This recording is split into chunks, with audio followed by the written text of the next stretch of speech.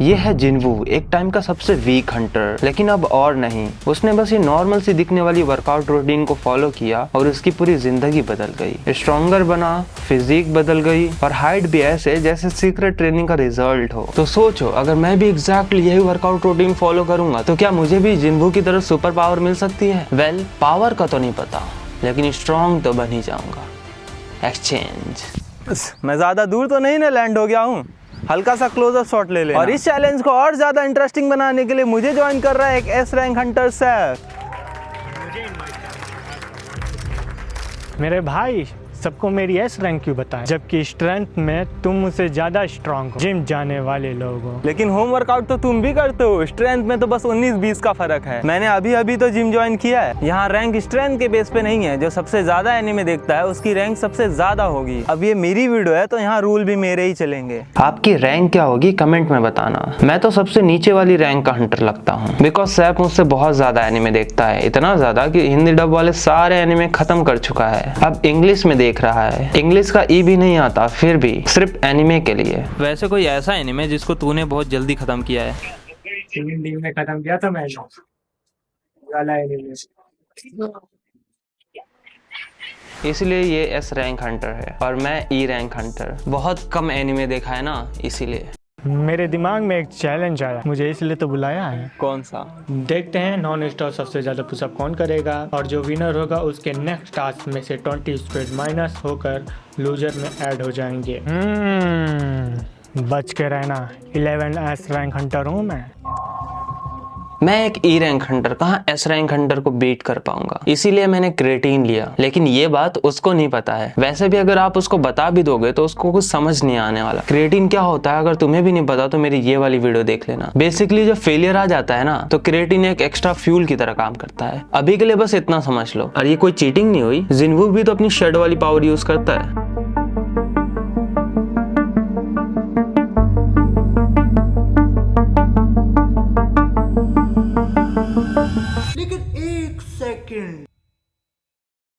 अब सिस्टम बताओ किसके कितने पुशअप हुए। यहाँ मैं हार गया, उसकी वजह एक ही हो सकती है। मेरे पुशअप करने की स्पीड को देखो और वहीं सैफ को देखो, 2x की स्पीड से कर रहा है, इसीलिए वो 5 पुशअप से विन हो गया। मुझे तो यही रीजन लगता है, बाकी आप लोगों को क्या लगता है कमेंट में बता देना। क्योंकि जिम जाने का क्या फायदा, क्रिएटिन लेने का क्या फायदा अगर तुम होम वर्कआउट वाले बंदे से हार रहे हो।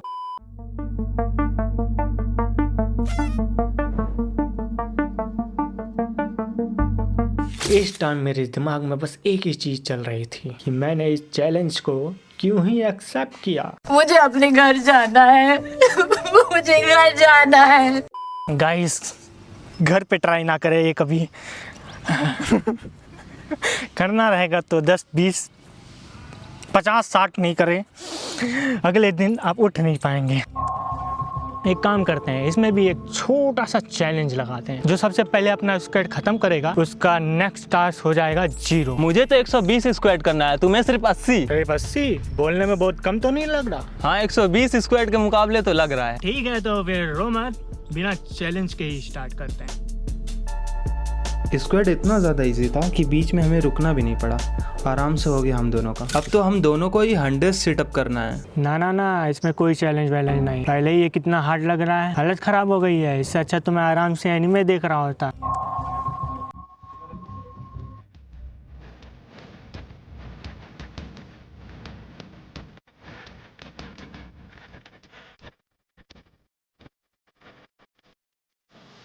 गाइस, एक भी सही नहीं किया हूँ मगर फिर भी काउंट होगा क्योंकि ऐसा रैंक हंटर हूँ, कोई नहीं बोलेगा। भाई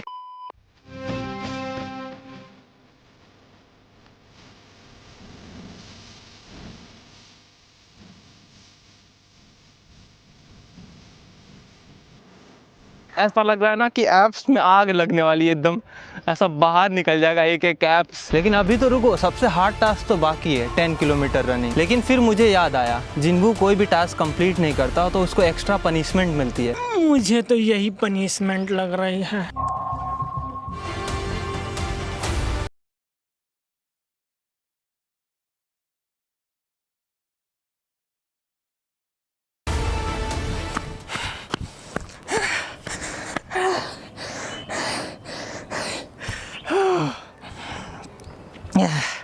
रूह बाहर आ गई मेरी।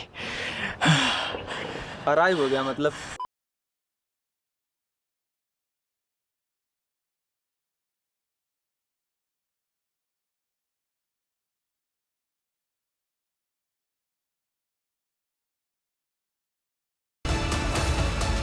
अब सोलो लेवलिंग में टास्क कंप्लीट करने पे रिवॉर्ड मिलता है, लेकिन सिस्टम हमें यहाँ कुछ नहीं देने वाला, तो रिवॉर्ड भी हमें ही डिसाइड करना पड़ेगा। हंटर सैफ, तुम्हारे पास कोई आइडिया है? मोमोज खाने चलें ये मत बोल देना। एक्स्ट्रा स्लीप, क्योंकि हमें रिकवर भी तो होना है। तुझे क्या लगा मोमोज खाने बोलूंगा? इतनी हार्ड ट्रेनिंग की है और रिवॉर्ड में मोमोज?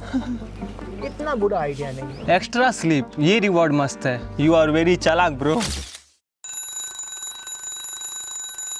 बॉडी पेन अभी तक गया नहीं है। जिम का पेन भी इतना देर तक नहीं रहता है। ये पेन बहुत ही ज्यादा है। लगता है रिकवर करने के लिए 2 दिन जिम स्किप करनी पड़ेगी। तो वैसे जिन्हों के पास तो हीलिंग पावर होती है, हमें तो सोकर हील करना पड़ेगा या फिर हाई प्रोटीन मील खाना पड़ेगा। वैसे देखता हूँ एस रैंक हंटर क्या कर रहा है। देखो गाइस, ये अभी भी एनिमे ही देख रहा है। इतना जल्दी रिकवर भी हो गया। अपनी रैंक बढ़ा रहा हूँ, भूल मत। एस रैंक हंटर हूँ मैं, नाम सैफ है मेरा। तो 1 वीक के लिए करें ये चैलेंज? नहीं।